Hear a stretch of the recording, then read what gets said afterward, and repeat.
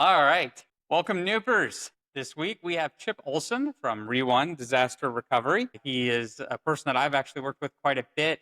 Some of you may have known him because we've used him with different projects in the past. Most recently, I know you were working with the Boulevard Club, Correct.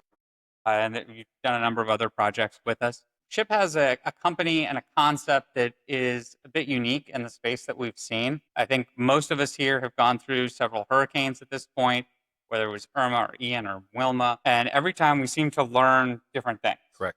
And my experience with hurricanes so far has been we've definitely learned a bunch of what not to do. And coming out of Ian, I think what we have seen, the biggest negative, and I wouldn't say that this is super widespread. Like, I don't think this has happened in every instance, but we have oftentimes seen associations enter into contracts with disaster recovery companies. I don't want to use names or anything, but they may do a fantastic job with the disaster cleanup, but at the end of it, we have a $3 million bill. Correct. And we have $500,000 worth of insurance, Yep. particularly in a flood situation. So I think that's probably the worst thing that we have seen. And I know you and I have talked about that a little bit. Also, in full disclosure, Chip has a management company as well. Yep. So we've been colleagues and known each other for some time. And I don't know if that's where this started or not, but why don't I let you kind of explain what the Sure. company does? Sure. Yep. After doing property management for 35 years in Southwest Florida and other parts of the state, we found that these storms just keep coming with more frequency. And now we've got fire issues and then COVID and all the other fun stuff that just keeps throwing at us that we're not prepared for. So what I've done is most important thing is to get people back to work, get people back in their homes. And so we've created this company called RE1 Disaster Management. And so we take our clients, we build a plan for them. We've got national backing from some major companies such as HERC, and we're using that leverage of being a property management company to, I want to use the word torque, but ramp it up with these companies that we can provide the equipment.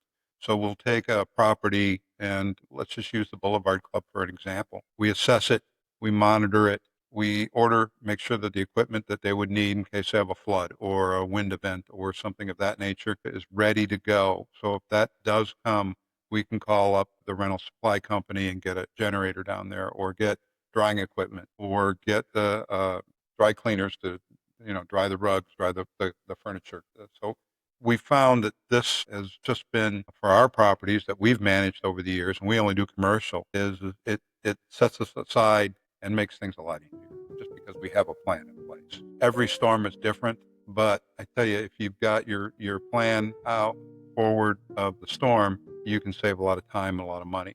There's a lot of great disaster management companies out there, but again, you expect a $500,000 bill and you get a $3 million bill.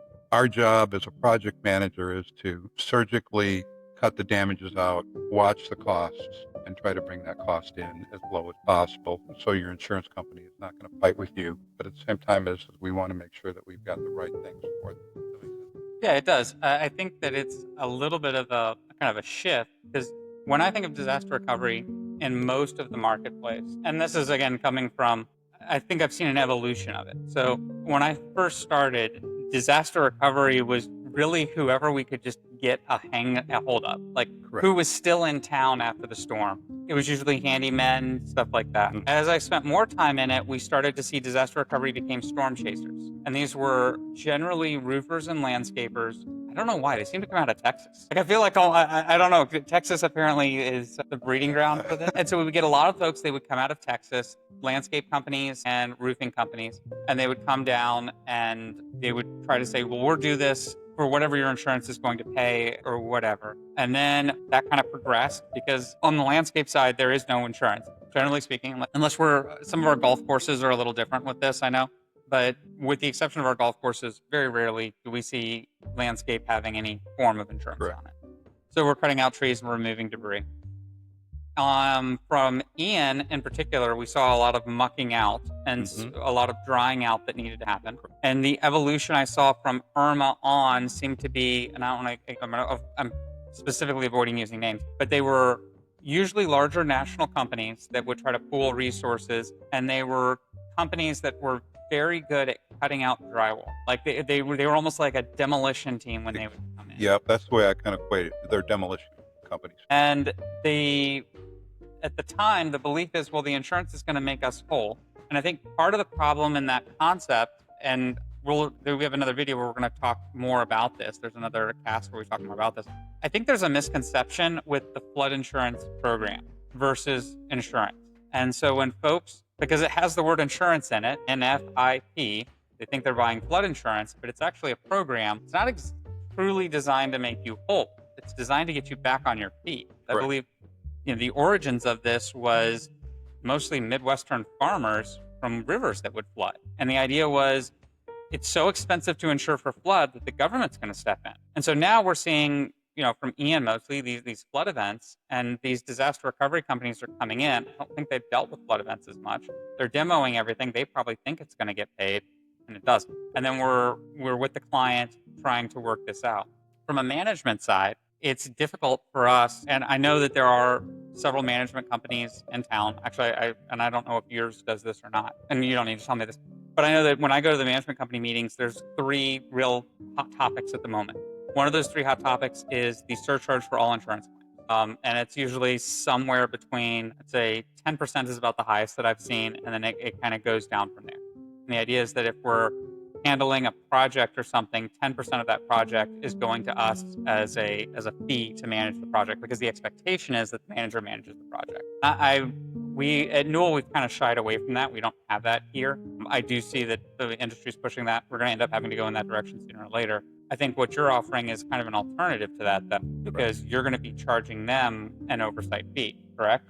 So how does that fee get calculated? How does that work? Well, it depends on where the location and the amount of buildings, but everyone is a little different. Normally, we charge a reservation fee, and out of that reservation fee, we provide a plan, an assessment of what needs to be done. We line up if we think they need generators or drying equipment, or if it's a wind event and we need a tree that's down, we'll line the contractors up prior to. We can't guarantee that a generator can be there because we have another Ian event that the generators get absorbed up real quick by the emergency services, and they take precedence. But with our, and I hate to use the word buying power, but as you know, because you've got a large firm too, is we do control some, we do have buying power. And so what I'll do is I'll be the next level. So when the emergency services get done with those generators, we'll get those things.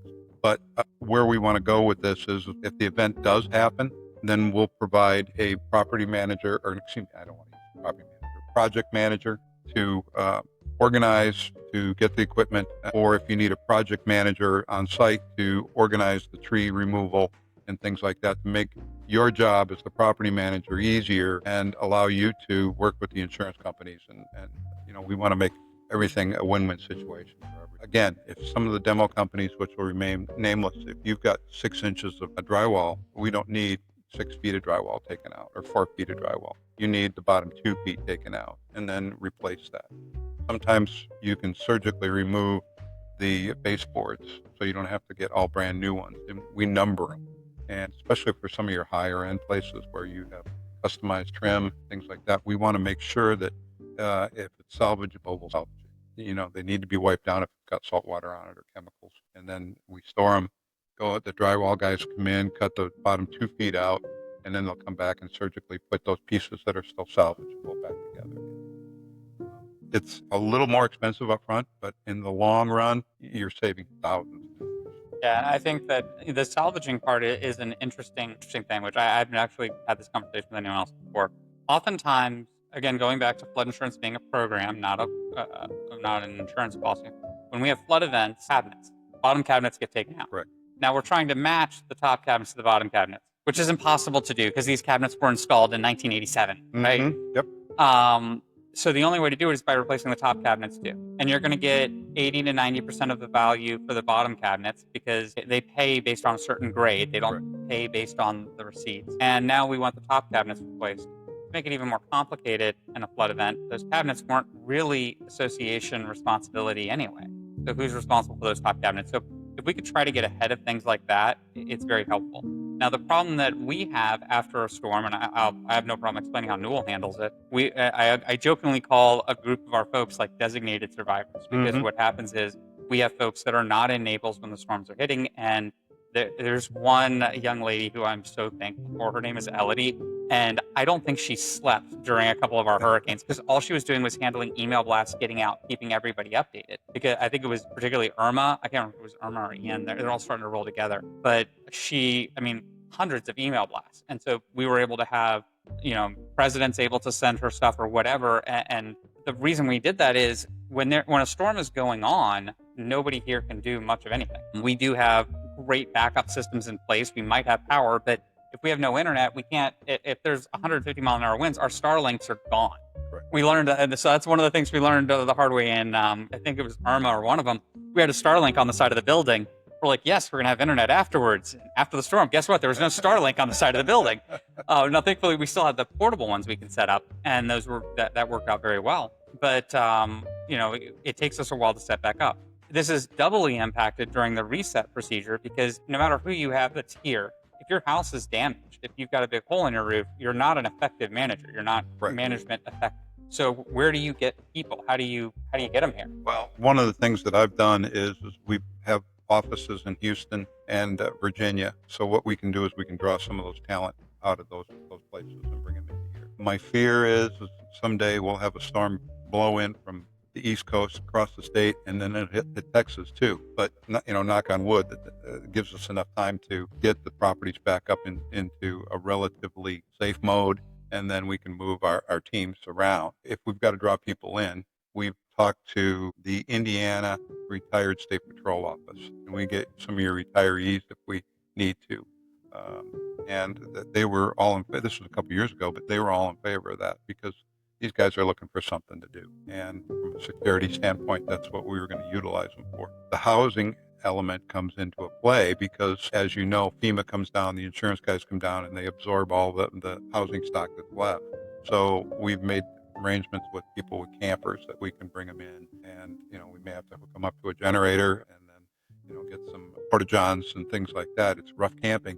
But at the same time as we need bodies. And we've got to get the normalcy back and people back to work. So when your property manager's got a hole in the roof or a tree blocking and we were a contract, we would go out and make sure that one of our tree guys who's licensed and insured would remove that tree and get it done so I can get your employees back to work. And that's the key thing. I keep stressing to my guys, my property management company is we've got to get people back to work because that creates normalcy, and you've also got to get people back in their homes. So whether it's a snowbird who's going to worry about it from up in Michigan, but we want to relay to them that through your property managers that everything is fine. We've got a team in place. We're taking care of it. Your place has been secured, and we're dealing with it. And then our job is to get in and get it done, and then work with your managers, and then you guys take over, and then you just work a phone call away. So it all starts with your team putting together, I'm assuming, what is the recovery plan? Because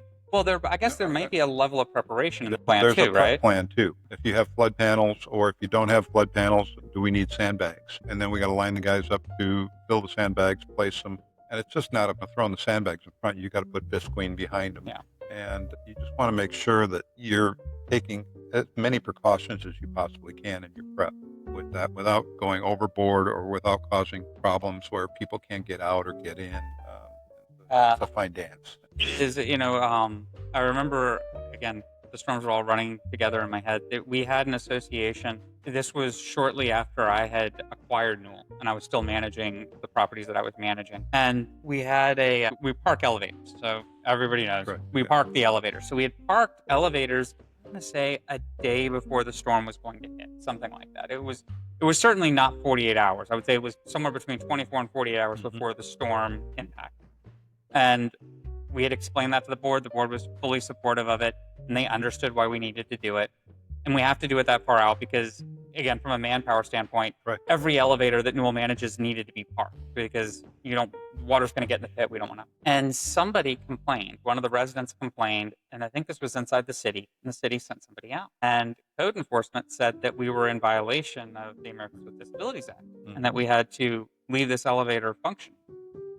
So we went back and forth, and there was, in the meantime, a second location, it was a lady who was with enforcement that found out. She's like, well, you've got to put this back online.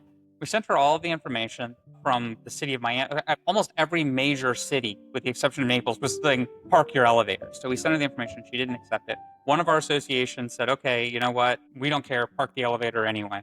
The other association said, okay, we're worried about this. The elevator. Yep. The parked elevator was fine. The freed elevator obviously was not, because it was a flood. I think it was Irma, and Okay. it was a flood event. And it took them like 2 months to get this elevator back online, or maybe more than that. Probably longer. Yeah. And so I think one of the things that we do, we're trying to make everybody aware of it, is the preparation, and is that when we prep, there is a inconvenience to the owners as part of that preparation. And that's getting worse as time has gone on, because now no longer are we talking about just prepping for the elevator being parked. When we put flood panels up, you eliminate access. I will not eliminate it, because I mean, you still can get in and out, but somebody's going to, I mean, flood panels, what, 4 feet high? Well, everyone's going to be different. Some may be 6 feet, depending on what your elevations are. So you've got to get over the flood panel to get out. And so that's something we're going to have to work on the management side, not necessarily your side, but our communication with residents on these flood panels. And that's something that's only come about in the past year or two for me. Right. So to do that, it starts with a reservation. How much is the reservation? It varies. It can be anywhere from $1,000 to $25,000, depending on what the size of the property is. If you were a distribution center with multiple locations, it would be closer to that higher number. If you're a single condo, it's going to be closer to that $1,000 mark. If you're a condo in Atlanta, Georgia, there's going to be a travel charge with that. But what we're trying to do is be fair to everybody and make good business sense for everyone. We're not in the business of coming in and taking clients, because our mainstay of business is commercial real estate in Naples, Florida. We don't do residential. And as you know, we've shared clients back and forth over the years. But I have to make it fair to everyone with that. So that's the way we do it. And then what we do is if we get the call, per se, to prep, then there's an hourly fee for a project manager to go out there and to coordinate things. A number of years ago, we got a phone call from California during the floods. They said, Chip, can you come out? And I said, I would love to help you get this all cleaned up. But the problem that I have is I'm missing 2 things. One, I'm missing manpower.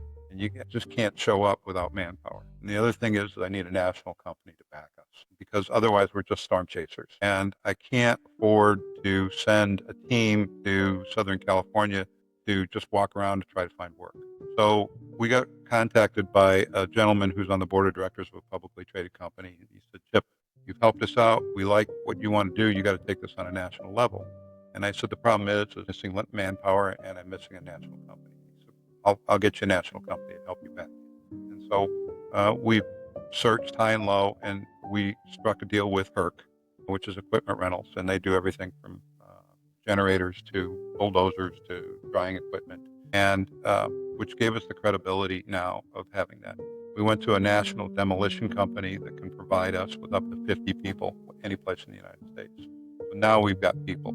So our next mission statement is now to develop that client list through Newell or through the fire departments that have contracted with us for helping them. North Collier Fire is one of our clients. We're talking to a fire department in Wisconsin that has a lot of flooding. We're talking to the King County, which is Seattle, their SWAT team on how to deal with storms and getting equipment. So we're working these angles to try to build the national presence. So when I show up in Southern California, I'm no longer a storm chaser. I have an entity that has some credibility and has the manpower or the equipment to get things done.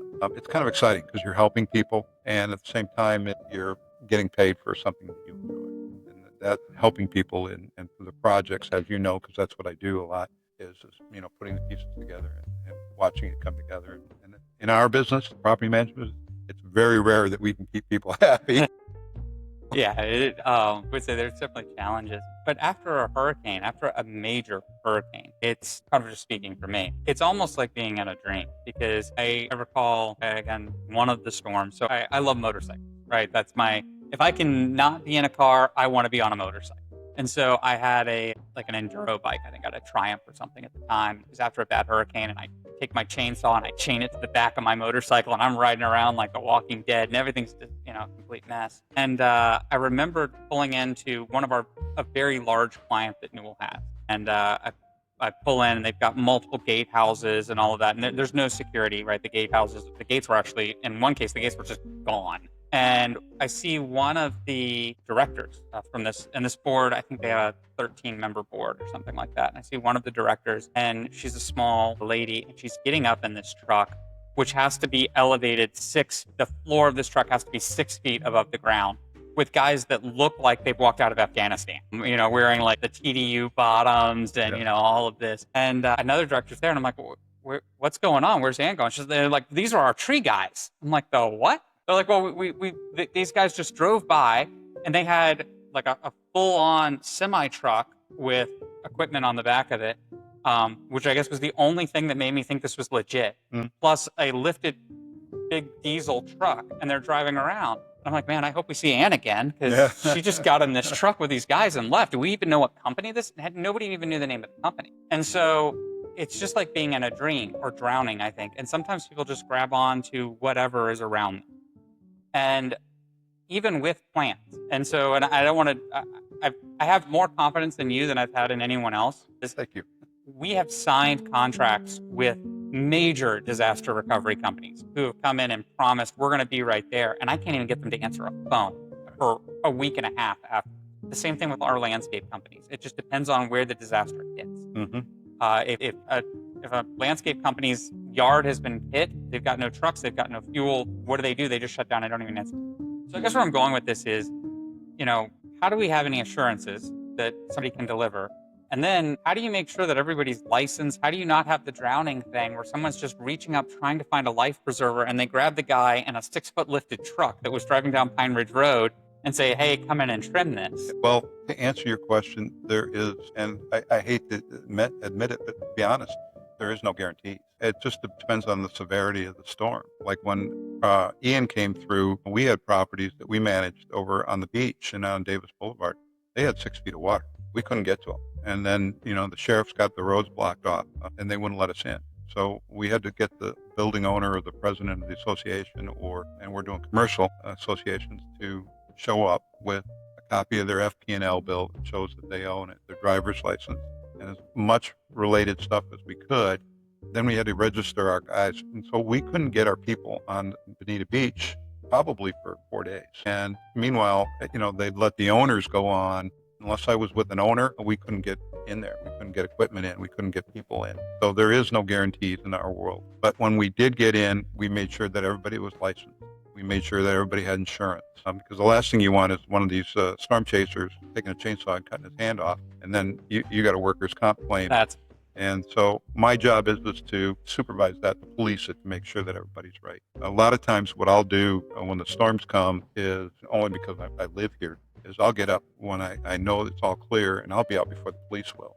And I'm taping off our properties, and I'm writing lists of what needs to be done, taking pictures for the insurance companies. So we can get life safety back to, and I keep using the word normalcy, but normal, and get people back to work or block things off. So I can be the first one that says I need a glass door because it got ripped off, and we can get somebody in there that can do it.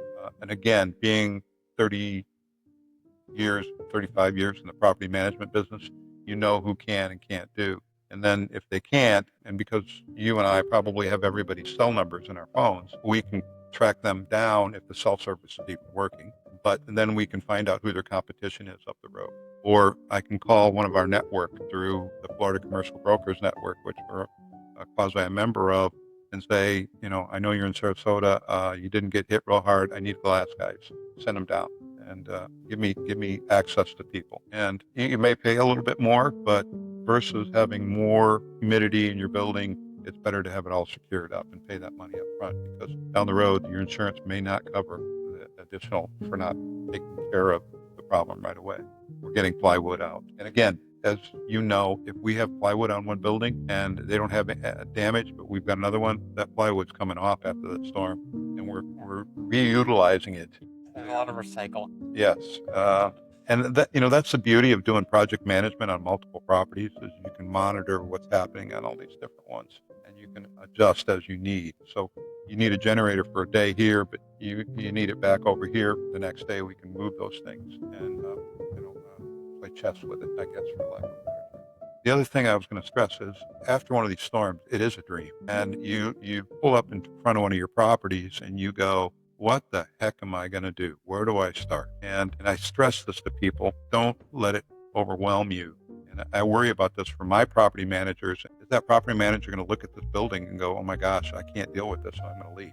I'm going to go back to Wisconsin and work on a dairy farm or, something that less mind stressful. So when you look at these things, you just have to take it a step at a time. During Irma, we had this, we were building and remodeling a residential condo project. The trees came down all around it, and it had 40-year-old oak trees. So I just got the chainsaw out and with my guys, and we started cutting trees up. We piled them up at the end of the driveway. City came by and said, you got to move these. Okay, so we had a giant pile that was probably the size of a semi-truck. We took those and we moved them. The neighbors came by and said, you got to move those trees. We moved them a third time. So the thing is you may have to repeat things over and over again, but it's progress, it's activity, and you're showing your board of directors that you care. And by having somebody there that's taking care of things.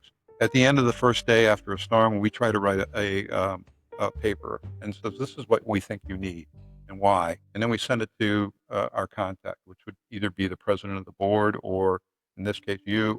And you guys can make the determination. Do we need Chip's company more the next few days, or can we take it from here and run with it? Or do we get the board, call an emergency board meeting and, make some decisions after that? But at least you've got a battle plan for going forward with that. And that's the most important thing. And it takes some of that dream-like nightmare. Let's call it a nightmare. It's more of a nightmare. Yeah, it's a nightmare. It's like a fog.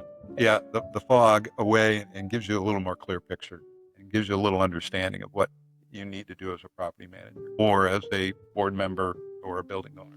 Yeah, I do worry about our industry. We're talking about the managers. I do worry about our industry because I know that following one of our storms, we had a person die in a building. They got trapped in a stairwell in a flooding situation. And that's impactful to the manager because they're the ones that end up getting there and having to deal with that. And I know that our industry has been known for having difficulty maintaining team members. Our industry, I think a year now is like what are the average CAM I think has stopped practicing after a year is where we're at, which it just keeps coming down. So that's not good. And then in Southwest Florida in particular, all of these hurricanes that have hit, there's a lot of people that just don't even want to live here anymore. And it depends on your support system. I was very blessed so when Ian hit, I ended up with Ian again. I think I had like 4 feet of water in my house. And, the next morning, Nicole cleaned out the house, right? Like I was very blessed that she was the one mucking it out because there's mud, there's all of this, trying to get it all out of the house. And I got to go to work and, do what I was doing, but not everybody's in a position for that.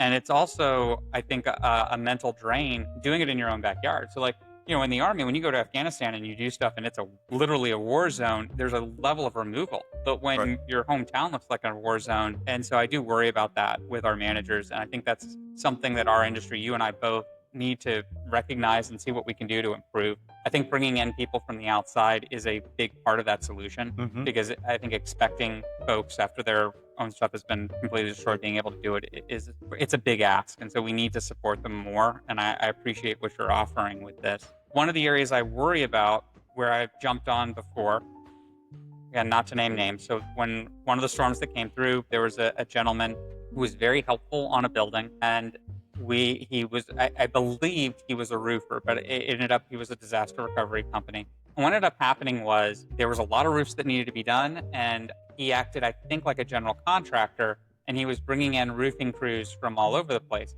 Some of those roofs were actually very, very good. And it could be the same community, right? It could be let's say it's a 200-unit condo association, and they've got 20-unit buildings. 10 of them, 5 of the buildings are great, 5 of the buildings are terrible. Yeah. So when you are doing this, are you acting as a GC, or is the funds going directly to the vendors? We contract our clients with the vendors. So you're incentivized to minimize costs and maximize whatever the maximize returns. Because I think that what I was seeing was they were trying to minimize the cost and maximize the insurance claim because they were planning to make money off of that margin. Right.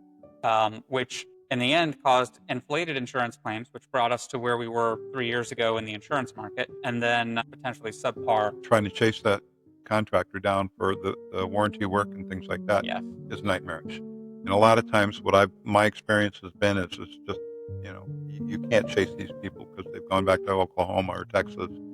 And so you just write the check and get it fixed, which is not the right thing to do, but at the same time, it's the only thing. Otherwise, you got a leaky roof, which is going to cause more problems. So it's important to have the right people in place. Our job as a project manager is to work with the general contractors and the homeowners associations or the building owners to make sure that the product is delivered and that we're using reputable people with insurance and that we can get warranty work out of down the road. And again, having some 50 properties that we manage, commercial, and the size of Newell, we can kind of dictate a lot of times with like Crowther or some of the major roofing companies, where they'll assign somebody to us and we can take them around. And then you're kind of giving them a carte blanche a little bit, but at the same time is we need that because we have to get these roofs fixed. Otherwise, you're going to have mold and water problems and all the other fun stuff that Florida offers us, including critters and things like that. So we want to get things bottled up,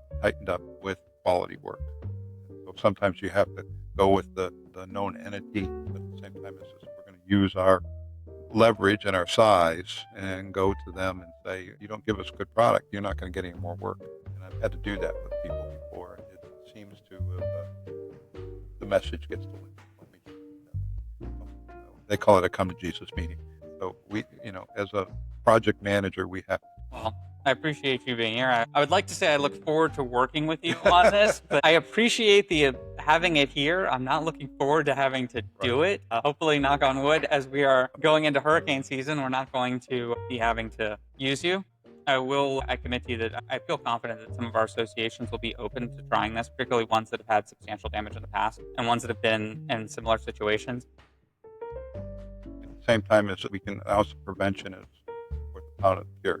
Yeah, it's like I said, storms, disasters. It's just I think as managers, we're very good at operating under the normal set of circumstances and environment. And that's what our contracts are designed to do. Management contracts, I don't think were ever designed to rebuild buildings after a hurricane. No. And, they weren't happening that often before. And so a lot of times board members were stepping in and working that gap. But now the situation's gotten more complex, and that's difficult. And then a lot of people have entered the space, the market.